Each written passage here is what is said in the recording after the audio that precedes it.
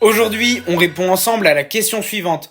Pourquoi la valeur du Bitcoin varie et comment expliquer ces fluctuations? Comme nous le savons, contrairement à l'euro ou au dollar, le Bitcoin n'a pas de banque centrale. Sa valeur dépend uniquement de l'offre et de la demande. Plus il est recherché, plus il monte. Et réciproquement, moins on en veut, plus il chute. Mais alors, qu'est-ce qui influence cette demande? D'abord, le contexte mondial. Une guerre, une crise financière ou même une déclaration politique peuvent faire paniquer ou enthousiasmer les investisseurs. Ensuite, il y a les cycles du marché des crypto-monnaies. Comme en bourse, on passe par des phases d'accumulation, de hausse, de distribution, puis de baisse. Mais il y a aussi un autre facteur clé, le halving, un événement prévu tous les 4 ans où la récompense des mineurs est divisée par 2. Par exemple, en avril 2024, on est passé de 6,25 à un peu plus de 3 bitcoins par bloc miné. Moins d'offres, plus de rareté et souvent une hausse du prix. Mais attention, rien n'est garanti. Le bitcoin reste aussi un marché jeune. Il est bien plus petit que celui de l'or ou des actions. Donc un gros rachat ou une grosse vente peut faire bouger les prix beaucoup plus vite et facilement. C'est ce qu'on appelle la volatilité. Et c'est aussi ce qui attire certains investisseurs en quête de gains rapides.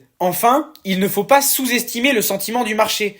Une rumeur, une régulation, voire un tweet d'Elon Musk peuvent faire trembler tout le système. En résumé, le prix du Bitcoin, c'est un cocktail explosif entre rareté programmée, réaction humaine et contexte mondial. Et pour l'instant, une chose est sûre, la stabilité n'est pas encore au rendez-vous. On en reparle très vite sur Ace dans un prochain épisode.